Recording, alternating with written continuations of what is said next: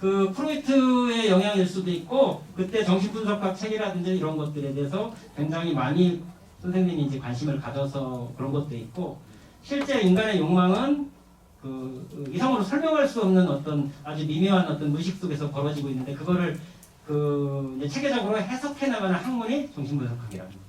그런 것들 때문에 이제 무의식적으로 벌어지고 있는 어떤 폭력들이라든지 또 어른들이 자행하고 있는 어떤 사회 구조 전체적인 어떤 그 폭력의 상황 속에서 그런 것들이 벌어지고 있다는 것을 노골적으로 보여주기 위해서 의도적으로 그런 거는 삽입을 하는 거예요. 그래서 가정 단위로 보면은 그래서 가정 단위로 봤을 때는 폭력의 주체가 아버지로 설정되어 있지 그 시집에서도 거기에서 소년과 소녀가 그 폭력에 놓여서 희생되고 나중에는 그 아버지에 대한 가학적인 어떤 보복과 어떤 놀이로서의 어떤 그 자해를 한다든지 놀이로서 아버지를 폭행한다든지 카니발적 어떤 식인 행위가 벌어지기도 하고 그거는 아버지라는 것은 육친으로서의 아버지가 아니라 한 조직의 한 사회의 리더로서의 상징적인 아버지겠지.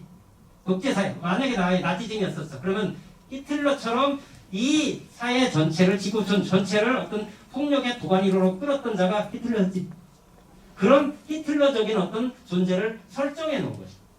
그러고 거기에서 희생되어 가고 있는 아이들과 그 아이들 그들이 만드는 통합의 구조 속 폭력적 어떤 구조 속에서 희생되어 갈 수밖에 없는 아이들의 내면 세계를 무의식적인 어떤 걸로 표출하다 보니까 그런 거를 안 다룰 수가 없는 거야. 그래서 거기에 이제 그로테스크한 어떤 이미지들이 많이 나오는데 그런 어떤 추행의학들 그로테스크함이라고 하는 것은 어떻게 보면은 죽음이 낳는 어떤 공포가 아니라 사실은 삶이 낳는 공포이기도 해. 삶이 은폐시켜 놓은 것들이 낳는 공포인 거야. 사실. 그래서 그런 어떤 것들에 대해서 천착하고 있었기 때문에 그 가정의 하나의 소년과 아버지의 이항 대립 구조로 되어 있지. 그래서 아버지는 폭력의 주체로 등장하고 있고 그 아이들은 거기서 희생자로 있으면서 아버지에 대해서 욕설과 반항을 하고 있는 어떤 이미지로도 많이 그려지죠. 그래서 시에서 그거를 특정 개인, 특정 한 아버지의 어떤 특정 존재를 개인을 어떤 욕하기 위해서 그렇게 하는 게 아니라 사회 전체의 문제와 그 폭력적 우리 사회 전반의 교육제도에 아니면 사회 구조의 어떤 가부장적 어떤 제도의 문제점을 제기하기 위한 거지. 그래서 시가 아까 얘기했지. 개인의 어떤 현실만을 다루는 시도 있는 반면에 사회 구조의 문제, 사회 부조리의 문제, 그 부조리의 문제를 사회 전반을 한 가정으로 축소해서 아버지와 소년의 관계, 아버지와 소녀의 관계, 죽은 아이의 관계로 삼자 관계를 그린다든지 이자 관계로 그려서 그 아버지의 폭력을 현실적으로 노골적으로 드러내는 거예요. 그 사회 문제를 전반적으로 건드리고 문제 삼기 위해서.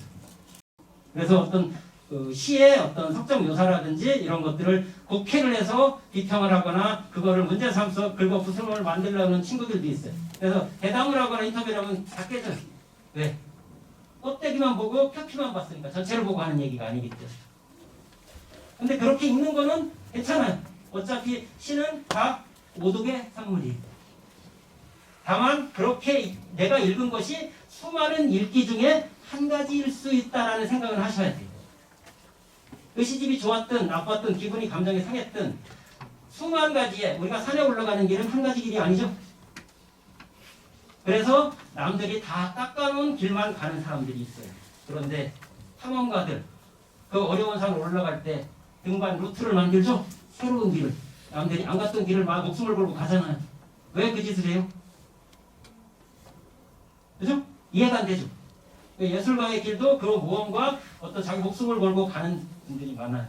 그냥 유의하면서 가는 것 같아 보여도 굉장히 진지하게 치열하게 하는 사람들이 굉장히 많아요. 겉보기에 설렁설렁하고 맨날 술만 먹고 번다처럼 보이는데 사실은 그렇지 않은 사람들이 많아요.